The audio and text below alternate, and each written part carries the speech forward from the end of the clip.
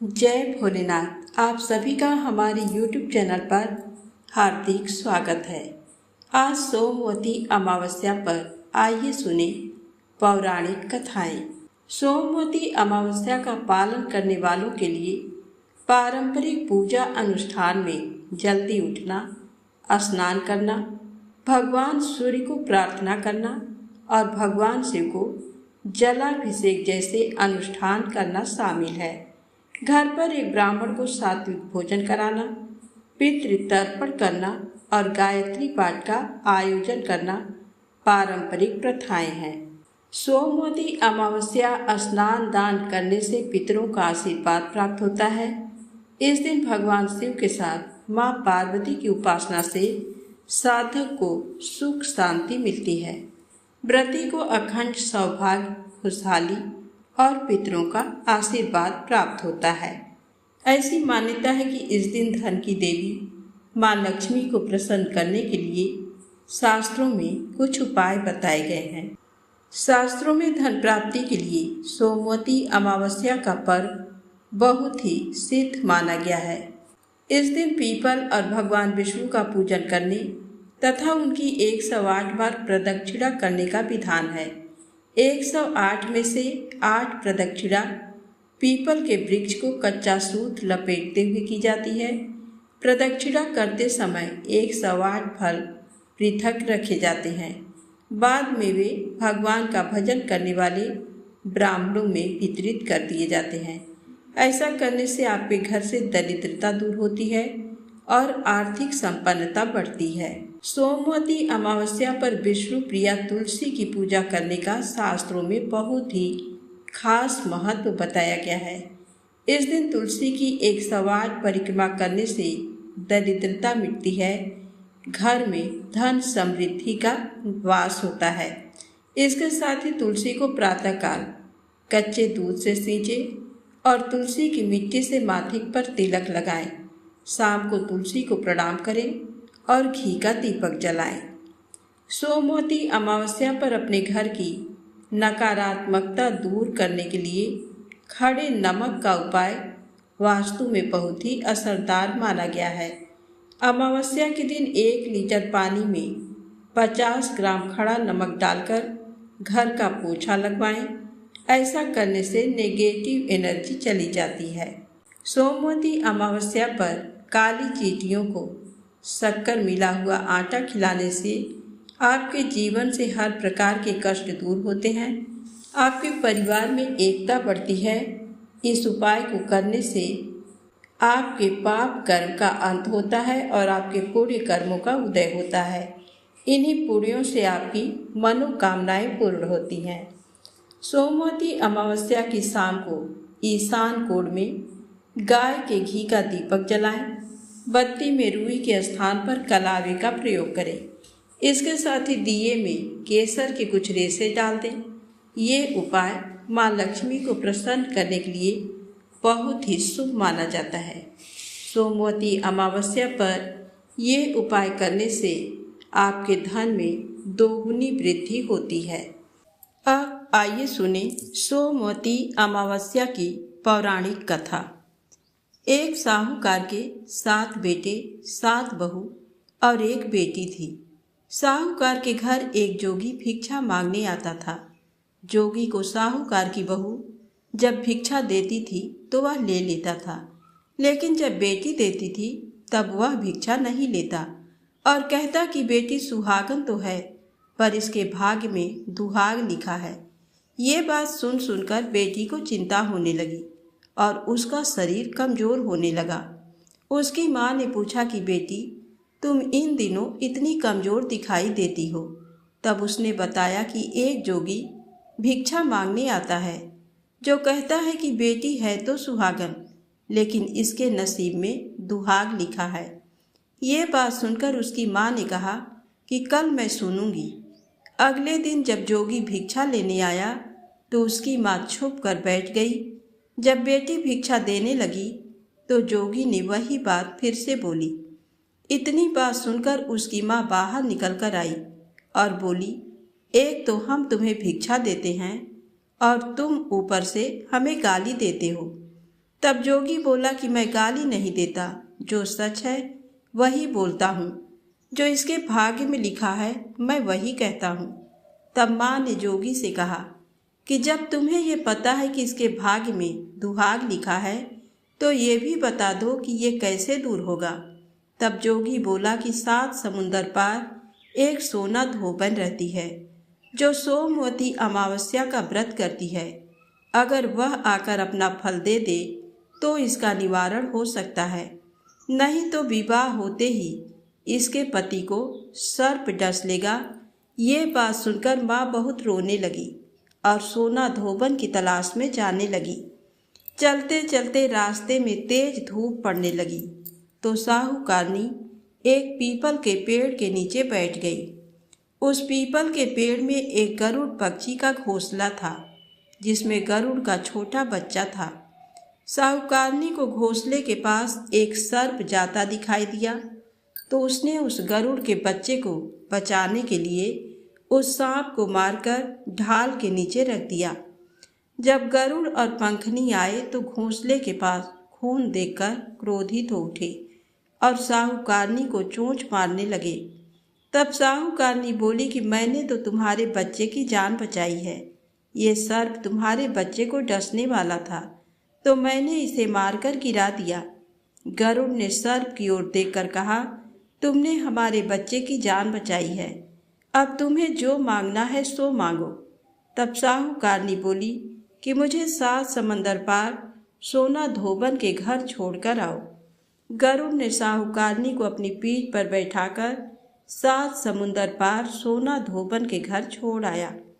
वहां जाकर साहूकारनी ने सोचा कि सोना धोबन को कैसे राजी किया जाए। सोना धोबन के 7 बेटे और बहू थे।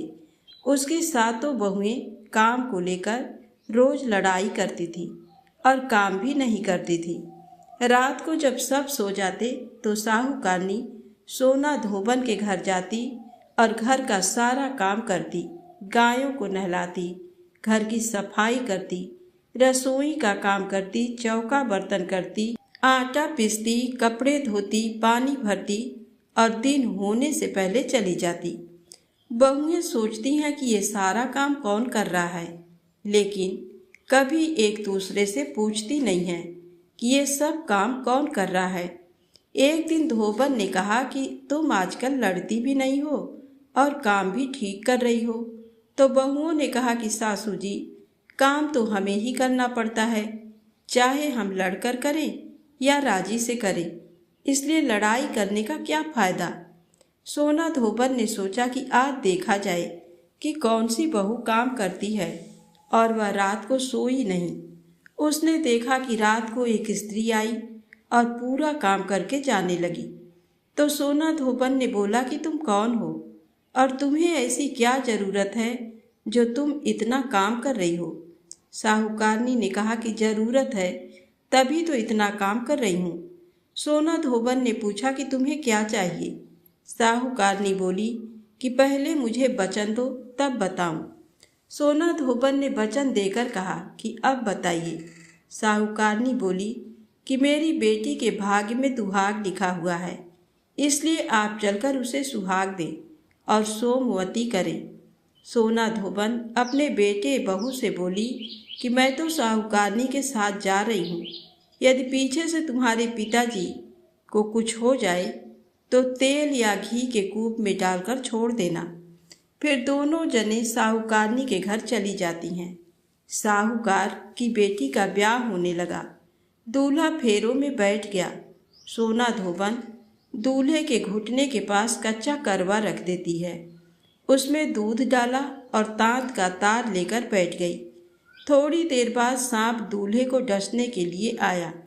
सोना धोबन ने करवा आगे रखा और तार से बांध दिया, लेकिन दूल्हा डर के मारे मर गया। तब सोना धोबन ने टीके में से रोली निकाली, मांग में से सिंदूर निकाला, आँख में से काजल निकाला और मेहंदी निकालकर छोटी अंगुली से छींटे मारे और बोली कि आज दिन तक मैंने जितनी सोमवती अमावस्या करी उनका फल तो साहूकार की बेटी को लग जाए और आगे जो मैं सोमवती अमावस करूं वह मेरे बेटे को लगे। इतना कहते ही दूल्हा जीवित हो गया और सब सोमवती की जय जय बोलने लगे। सोना धोबन वापस जाने लगी। तब साहूकारनी बोली कि तुमने मेरे जमाई को नया जीवन दान दिया है, इसलिए कुछ भी मांगो। वह बोली कि मुझे तो कुछ नहीं चाहिए, सिर्फ एक हांडी दे दो। वह हांडी लेकर चली जाती है।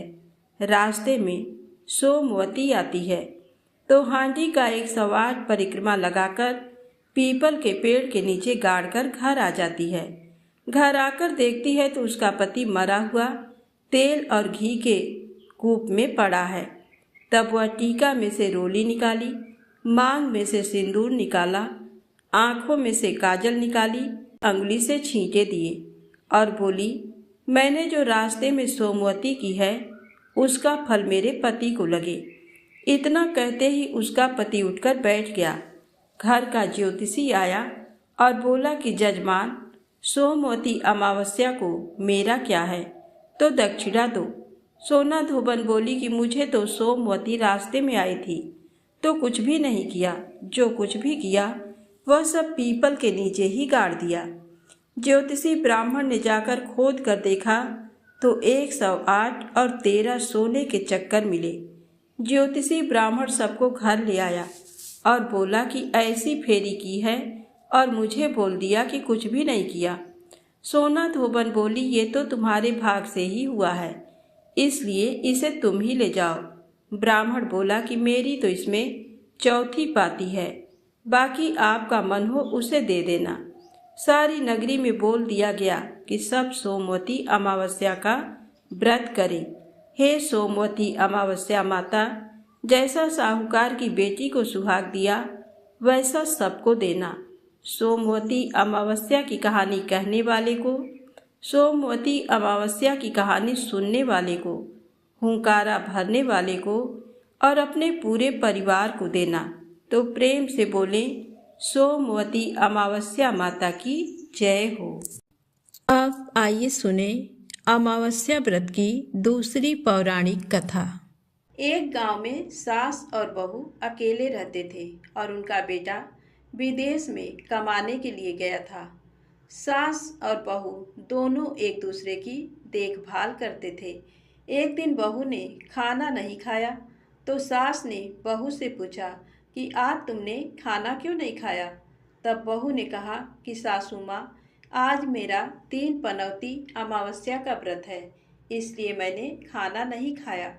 तब सासू ने कहा कि बहू, ये व्रत क्या होता है और ये व्रत करने से क्या फल मिलता है, मुझे भी समझाओ। तब बहू ने कहा कि सासू माँ, 3 पनौती अमावस्या का व्रत करने से बहुत पुण्य मिलता है। घर में अन्न धन बना रहता है, सुख शांति रहती है तथा अटल सुहाग मिलता है और पुत्र प्राप्ति होती है। इस व्रत में प्रत्येक वर्ष अलग अलग खाना खाया जाता है और विष्णु भगवान के मंदिर में चढ़ाया जाता है या फिर किसी ब्राह्मण को दान दिया जाता है। इस व्रत में पहले साल शक्कर, घी और चावल से बना खाना खाया जाता है। पहले साल व्रत पूर्ण होने के बाद 1.25 किलो चावल और 1 कटोरी घी तथा 1 कटोरी शक्कर का दान किसी ब्राह्मण को दान दिया जाता है। दूसरे साल जौ, घी और शक्कर से बना खाना खाया जाता है। जब दूसरे साल व्रत पूर्ण हो जाए तो 1.25 किलो जौ, 1 कटोरी घी तथा 1 कटोरी शक्कर किसी मंदिर में चढ़ाएं या फिर किसी ब्राह्मण को दान देना होता है। तीसरे साल गुड़, तिल और घी से बने व्यंजन खाने चाहिए। जब तीसरे साल व्रत पूर्ण हो जाए तो आधा किलो तिल, गुड़ तथा 1 कटोरी घी किसी मंदिर में चढ़ाया जाता है या फिर किसी ब्राह्मण को दान दिया जाता है। फिर बहू ने कहा कि इस व्रत का अगर संकल्प लेते हैं तो इसे पूरा करना जरूरी होता है।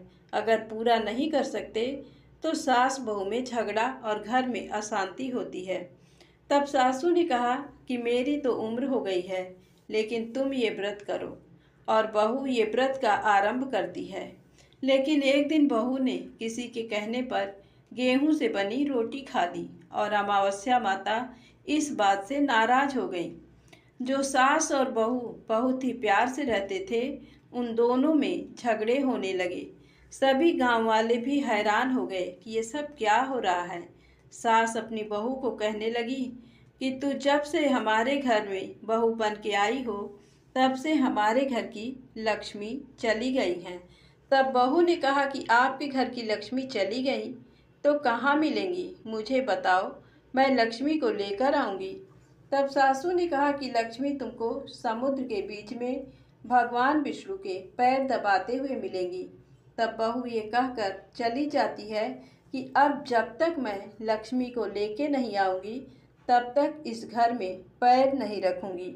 इतना कहकर बहू लक्ष्मी की खोज में निकल जाती है। जब बहू लक्ष्मी को खोजने के लिए घर से निकलती है, तो उसे बीच रास्ते में एक गाय माता मिलती है। वह बहू से पूछती हैं कि आप कहाँ जा रही हैं। तब बहू ने कहा कि हे गाय माता, मेरी सासू मुझे कहती हैं कि मेरे आने से उनके घर में अन्न धन की कमी हो गई है और उनके घर की लक्ष्मी चली गई है, तो मैं लक्ष्मी को लेने जा रही हूँ। तब गाय माता ने कहा कि हे बेटी, अगर तुम जा ही रही हो तो भगवान से मेरे बारे में भी पूछ लेना। तब बहू बोलती है कि ठीक है गाय माता, बताओ, मैं आपके बारे में भी पूछ लूँगी।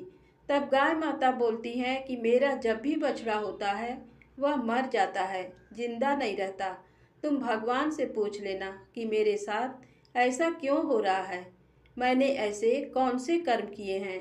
तब बहू बोली, गाय माता, मैं आपके बारे में जरूर पूछ लूँगी। ये कहकर बहू आगे बढ़ती है। जब आगे जाते ही बहू को एक घोड़ी मिलती है, जिसके गले में घट्टी बंधी हुई होती है।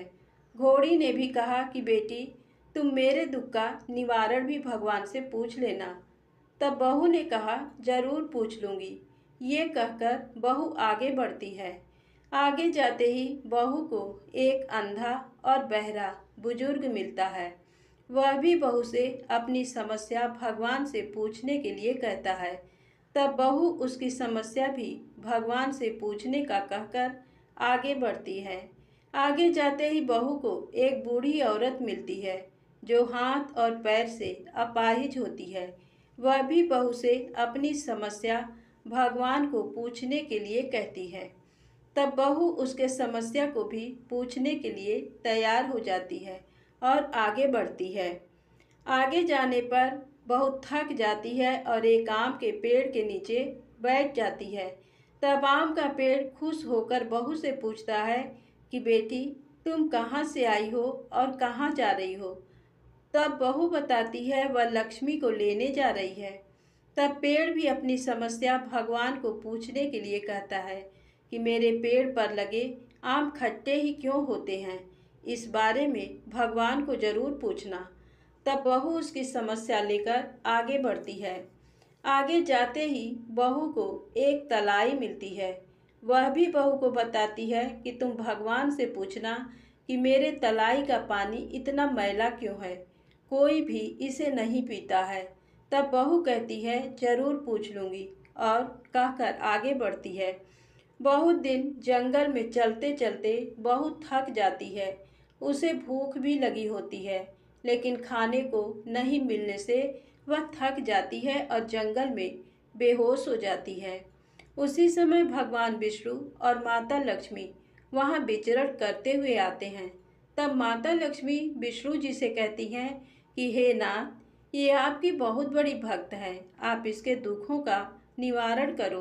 तब भगवान विष्णु कहते हैं कि इस संसार में बहुत से जीव दुखी हैं, सभी अपने अपने कर्मों का फल भोग रहे हैं, किस किस के दुख का निवारण मैं करूं।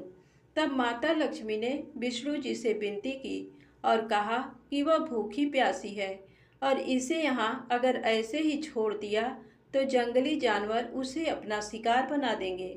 माता लक्ष्मी की बात सुनकर भगवान विष्णु एक साधु का वेश धारण करते हैं और बहू के पास जाते हैं और होश में लाते हैं।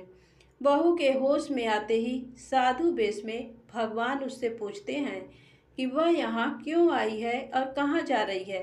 तब बहू पूरी बात बताती है।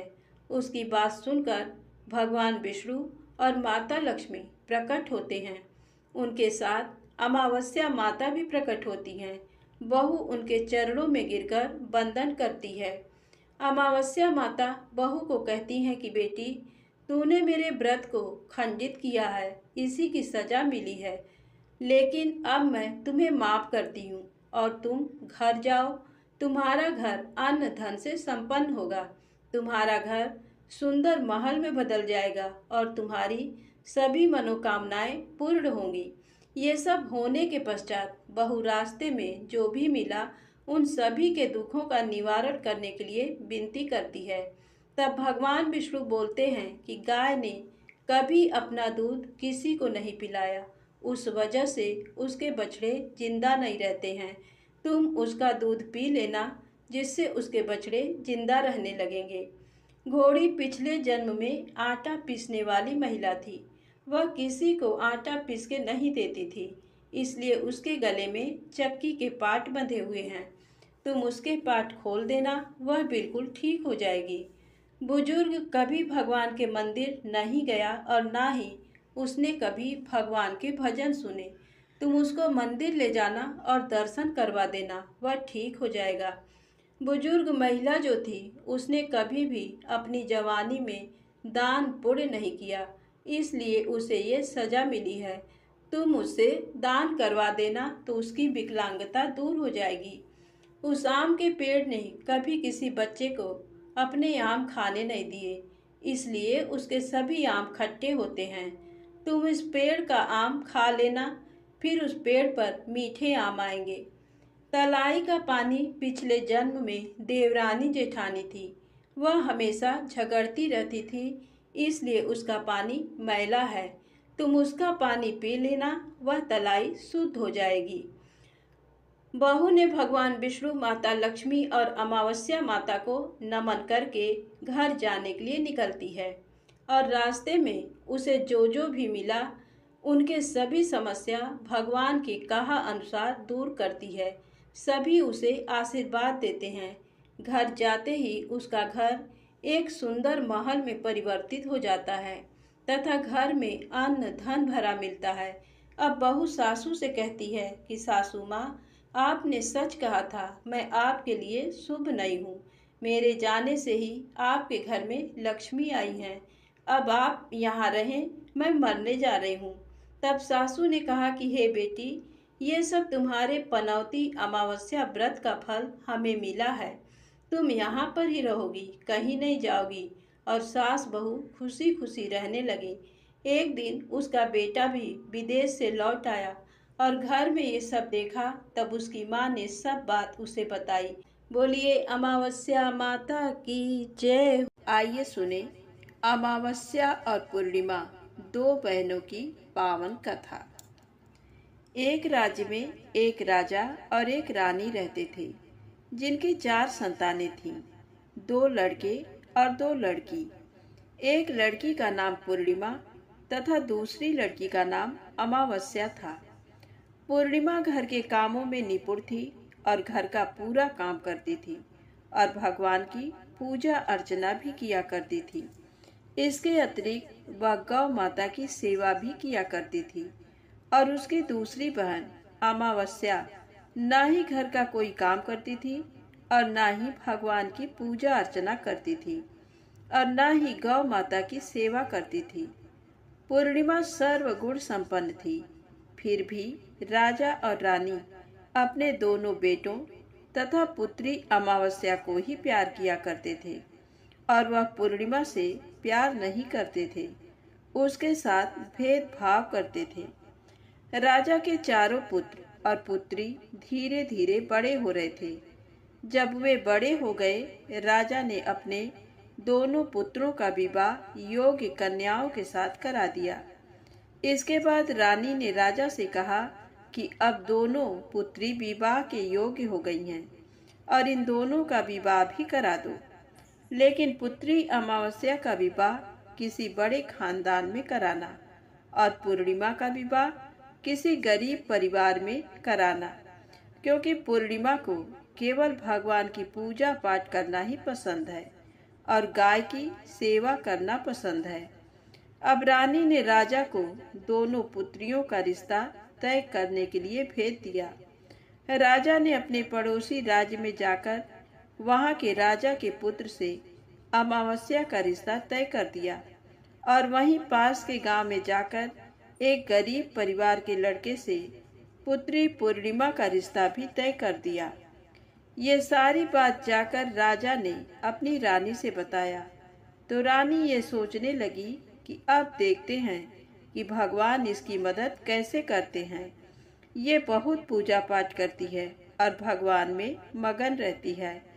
पूर्णिमा का भाई उसकी भाभी पूर्णिमा से बहुत प्यार करते हैं क्योंकि पूर्णिमा उनके घर के कामों में उनका साथ देती है और कामों में उनका हाथ बटाती है और यही उनकी दूसरी बहन अमावस्या उन पर अपना रोब जमाती है और घर का कोई कार्य नहीं करती। कुछ समय बीत जाने के बाद दोनों पुत्रियों का विवाह हो जाता है। राजा और रानी विवाह के बाद अपनी दोनों पुत्रियों को विदाई देते हैं। विदाई देते समय राजा और रानी पुत्री अमावस्या को बहुत सारा धन और दौलत देकर विदा करते हैं और पूर्णिमा को कुछ भी नहीं देते, खाली हाथ अपने घर से विदा करते हैं। इसके बाद दोनों बहनें अपने अपने ससुराल को चली जाती हैं। कुछ दिन बीत जाते हैं और एक दिन अमावस्या अपने घर पर शिव जी की कथा रखती है जिसमें वह सभी गांव वाले को निमंत्रण देती है और अपनी बहन पूर्णिमा को नहीं बुलाती।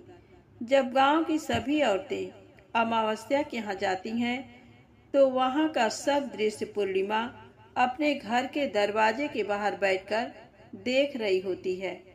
तब वहाँ से गुजर रही औरतें पूर्णिमा से कहती हैं कि तुम्हारी बहन के यहाँ शिव जी की कथा रखी है, क्या तुम नहीं चलोगी? पूर्णिमा ने कहा, मुझे निमंत्रण नहीं आया, मैं नहीं जा सकती। सभी गांव की औरतों ने पूर्णिमा से कहा, बुलाया नहीं तो क्या हुआ, भगवान शिव की कथा है, तुम हमारे साथ चलो। गांव की सभी औरतों की बात मानकर पूर्णिमा भी उनके साथ भगवान शिव की कथा में अमावस्या के घर चली जाती है। जब अमावस्या की नज़र पूर्णिमा पर पड़ती है तो वह कहती है कि तुम यहाँ कैसे चली आई, मैंने तो तुम्हें बुलाया नहीं था। खैर कोई बात नहीं, अब तुम आ ही गई हो तो चुपचाप बैठी रहना। और ये कहते हुए अमावस्या ने पूर्णिमा की गरीबी का भी मजाक उड़ाया। पूर्णिमा की आंखों में आंसू आ गए और रोते रोते मन ही मन में पूर्णिमा भगवान शिव से विनती करती है, हे भगवान, क्या पूजा पाठ करना गलत है? गौ माता की सेवा करना गलत है? आखिर मेरी गलती क्या है? आप मुझ पर अपनी कृपा दृष्टि कब बनाएंगे? पूर्णिमा बार बार भगवान शिव से यही कहती रहती है। इतने में शिव कथा पूरी हो जाती है और अमावस्या भगवान का प्रसाद बांटने लगती हैं। वह सभी लोगों को प्रसाद देती है, लेकिन पूर्णिमा को वह प्रसाद नहीं देती। पूर्णिमा बिना प्रसाद के ही अपने घर लौट जाती है। रास्ते में वो ये सोचते हुए चलती है कि यदि बच्चे उससे कथा का प्रसाद मांगेंगे तो वह उन्हें क्या जवाब देगी। उसने सोचा था कि वह अपने मायके अपने भाई और भौजाई के यहाँ जाएगी और वहाँ जाते हुए बच्चों के लिए कुछ लेकर जाएगी। ऐसा सोचते हुए वह अपने घर वापस लौट आई। घर वापस लौटकर आने के बाद वह अपने पति और बच्चों से कहती है कि वह अपने मायके जा रही है। पति ने कहा ठीक है और कुछ समय के बाद पूर्णिमा अपने मायके के लिए रवाना हो गई। चलते चलते रास्ते में एक चबूतरा आया जिस पर तुलसी का पौधा लगा था। उस चबूतरे पर एक बूढ़ी अम्मा बैठी हुई थी। वह कोई और नहीं, साक्षात तुलसी माँ थी। उस बूढ़ी माता ने पूर्णिमा से कहा, बिटिया तुम कौन हो और कहाँ जा रही हो? पूर्णिमा अपना परिचय देती है।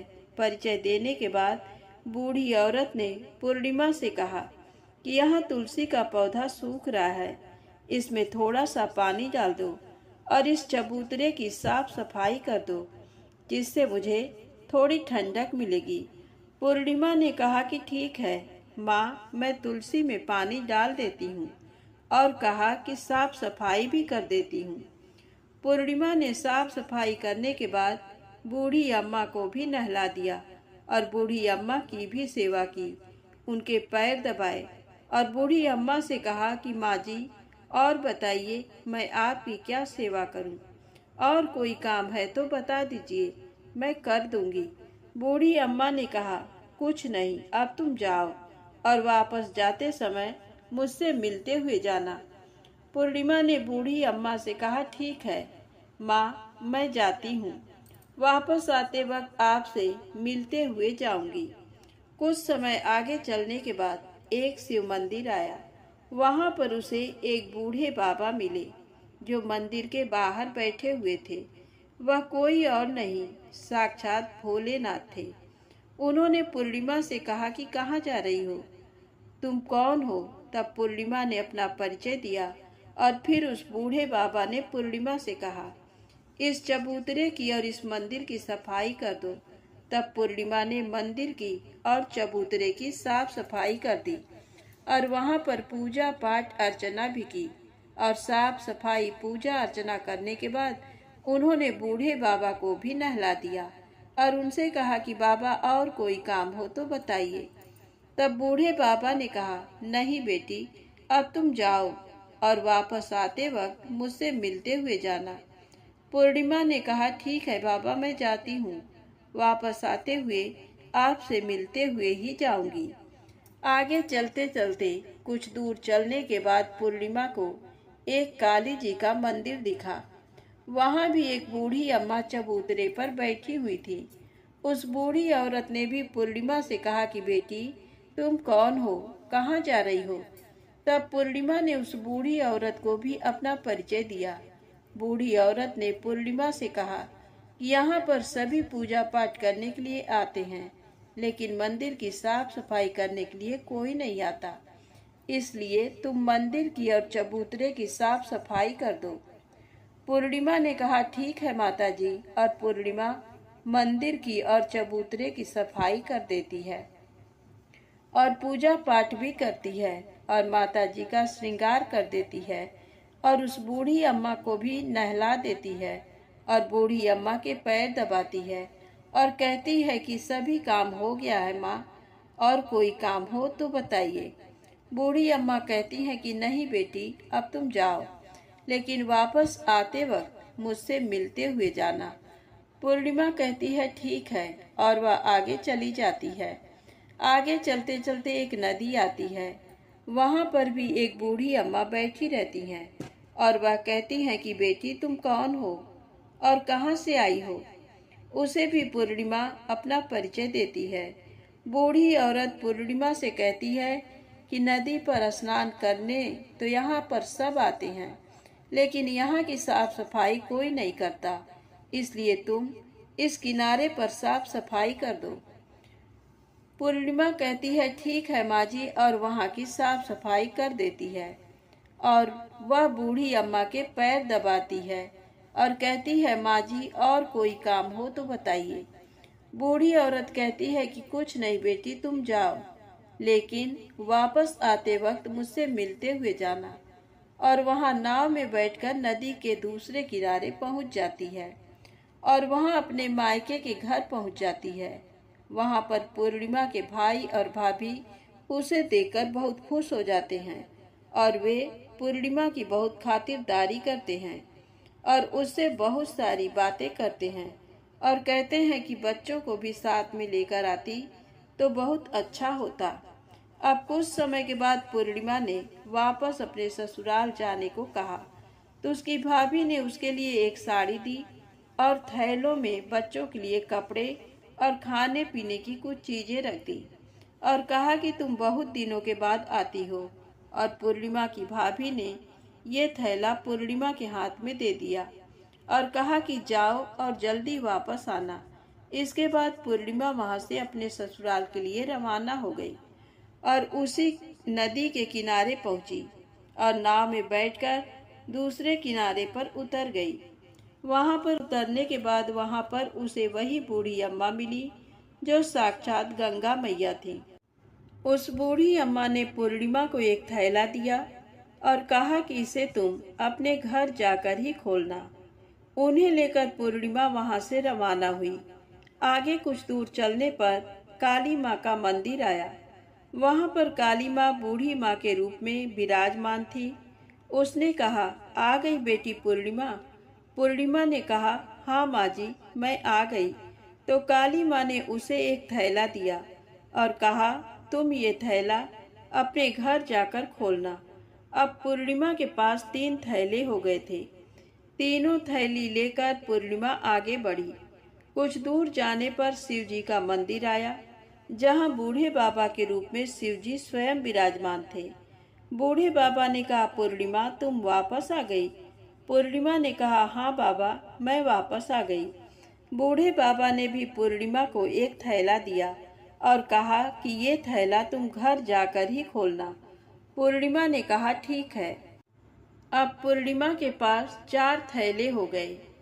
पूर्णिमा एक साड़ी में चारों थैलों का एक गट्ठर बना ली और सर पर रखकर वहां से रवाना हो गई। कुछ दूर जाने के बाद उसे तुलसी माँ बूढ़ी औरत के रूप में मिलती हैं और कहती हैं, पूर्णिमा तुम आ गई। पूर्णिमा कहती है, हाँ माँ जी, मैं आ गई। वह बूढ़ी औरत भी उसे एक थैला देती है और कहती है कि ये थैला तू अपने घर जाकर ही खोलना।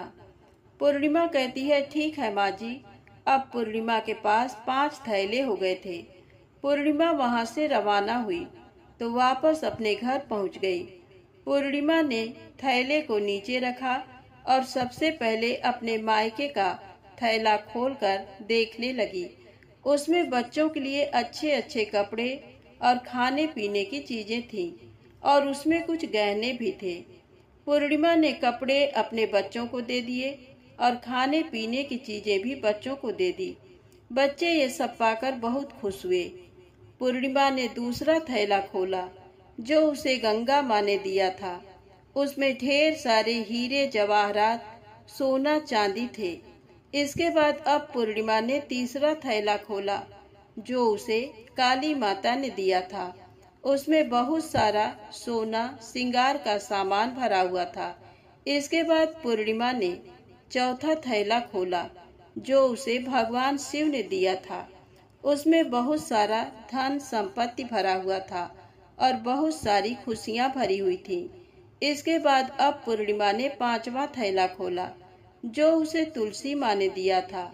उसमें चावल, दाल और 7 प्रकार की खाने की चीजों से भरा हुआ था। अब पूर्णिमा के घर में किसी भी चीज की कमी नहीं थी। उसका घर धन धान्य से भरा हुआ था और परिपूर्ण था। अब पूर्णिमा और उसका परिवार सुख में जीवन व्यतीत करने लगा। अब पूर्णिमा के मन में विचार आया कि क्यों न शिव जी की कथा कराई जाए और शिव जी की कथा में एक कार्यक्रम रखा। पूर्णिमा ने गांव के सभी लोगों को निमंत्रण दिया और घर घर जाकर सभी लोगों को बुलाया।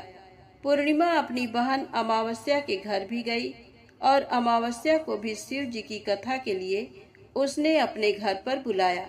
जब अमावस्या पूर्णिमा के घर शिव जी की कथा में आई तो उसने देखा कि पूर्णिमा के घर में किसी भी चीज की कोई कमी नहीं है। इतना सारा धन दौलत देखकर अमावस्या आश्चर्यचकित हो गई। उसने पूर्णिमा से कहा कि तुम्हारे घर में इतनी धन और दौलत कहाँ से आई? पूर्णिमा ने कहा, देखो बहन, तुमने शिव जी की कथा में मुझे नहीं बुलाया था, फिर भी मैं चली आई और तुमने मुझे प्रसाद तक नहीं दिया और मेरी गरीबी का मजाक भी उड़ाया। उसके बाद मैं अपने घर आ गई और घर आते हुए मन ही मन में सोच रही थी कि अपने मायके जाऊंगी और मैं अपने मायके चली गई और जो कुछ घटना इस बीच हुई वह सभी घटना अपनी बहन अमावस्या को बताती है। तो अमावस्या कहती है कि तुम भी मुझे प्रसाद मत दो और मुझे डांट लो, लेकिन पूर्णिमा ने कहा कि ये तो भगवान का प्रसाद है, मैं तो सबको दूंगी और तुम्हें भी दूंगी। फिर भी अमावस्या ने प्रसाद नहीं लिया और वह सीधे अपने घर चली गई। घर जाकर अपने बच्चों से कहकर वह अपने मायके जाने के लिए तैयार हो गई और मायके के लिए निकल गई। उसे भी रास्ते में चलते चलते तुलसी माँ मिली, जो चबूतरे पर बूढ़ी माँ के रूप में बैठी हुई थी। बूढ़ी माँ ने अमावस्या से कहा कि बेटी, कौन हो तुम और कहाँ जा रही हो? अमावस्या ने अपना परिचय दिया और बूढ़ी माँ ने कहा, बेटी, ये तुलसी का पौधा सूख रहा है, इसमें थोड़ा सा पानी डाल दो और इस चबूतरे की साफ सफाई कर दो। इस पर अमावस्या ने कहा, बुढ़िया, तुझे दिखाई नहीं दे रहा कि मैंने इतनी महंगी साड़ी पहन रखी है, ये गंदी हो जाएगी। ऐसा कहकर वहां से आगे चली गई। आगे जाने पर उसे भगवान शिव मिले। भगवान शिव से भी उसने यही बात कही।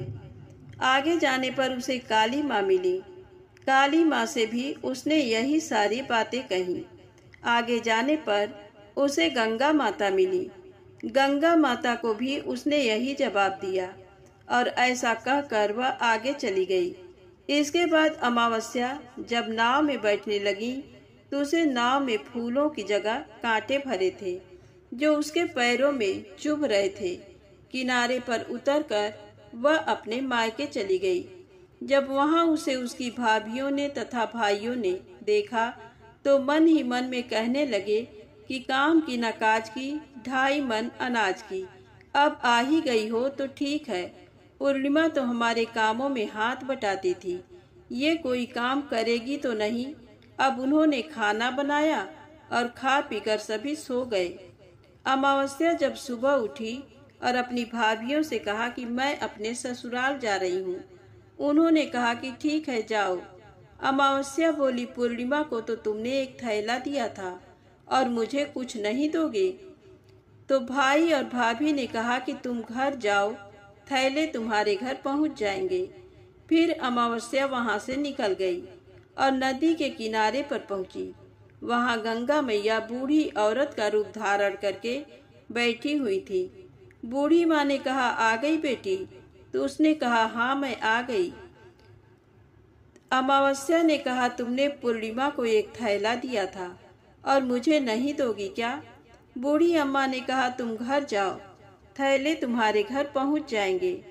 इसके बाद आगे जाने पर उसे काली मैया मिली। उनसे भी अमावस्या ने यही कहा। इसके बाद माता काली ने कहा कि तुम घर जाओ, थैला तुम्हारे घर पहुंच जाएंगे। आगे जाने पर उसे भगवान शिव मिले। भगवान शिव से भी अमावस्या ने यही कहा। इसके बाद भगवान शिव बोले, तुम अपने घर जाओ, थैला तुम्हारे घर पहुंच जाएंगे। आगे जाने पर उसे तुलसी माँ मिली। उसने भी अमावस्या से यही कहा, तुम घर जाओ, थैले तुम्हारे घर पहुंच जाएंगे। अमावस्या अपने घर पहुंच गई। आंगन में देखा तो वहां पर 5 थैले पड़े हुए थे। अमावस्या ने मन ही मन सोचा कि अब तो मेरे पास बहुत सारे धन और दौलत आ जाएगी। जल्दी जल्दी उसमें सभी थैले को खोला। किसी में मिट्टी थे तो किसी में पत्थर, किसी में कंकड़ और किसी में कोयला।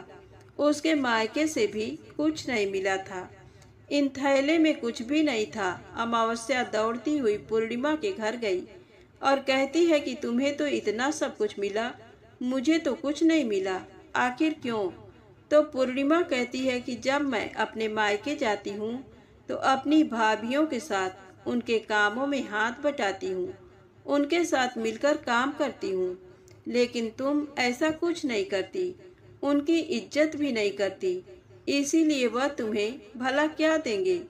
इसके बाद तुमने गंगा मैया को ठुकरा दिया, काली माँ को भी ठुकरा दिया और भगवान शिव को भी तुमने ठुकरा दिया, इसलिए उन्होंने भी तुम्हें कुछ नहीं दिया। अमावस्या कहती है कि बहन, तुम मुझे माफ कर दो, मैंने तुम पर हमेशा अत्याचार किया है। मुझे कुछ नहीं मिला तो कोई बात नहीं, मैं भी भगवान की भक्ति करूंगी और सब कुछ प्राप्त कर लूंगी। मुझे इन सब चीजों का रहस्य बताओ। तो पूर्णिमा ने कहा कि तुम 3 सूत्र का ज्ञान ले लो और उसकी कथा करना। पहले सूत्र में दया मांगना और दूसरे सूत्र में कथा मांगना और तीसरे सूत्र में 108 बार नमः शिवाय का जाप करना। भगवान ने ये 3 सूत्र दिए हैं, इनको अपने हृदय में बसा लेना। मैंने भी ये 3 सूत्र अपने जीवन में अपनाए थे और सच्चे मन से भगवान की भक्ति पूजा पाठ की थी। फिर भगवान ने मुझे ये सब कुछ दिया और तुम्हारे पास जो कुछ था वह भी सब खत्म हो गया। इसके बाद अमावस्या अपने घर गई और भगवान की पूजा पाठ करने लगी। भगवान शिव से उसने माफी मांगी और गौ माता की सेवा भी की और दूसरों की मदद भी करने लगी। तो प्रेम से बोले, अमावस्या माता की जय हो।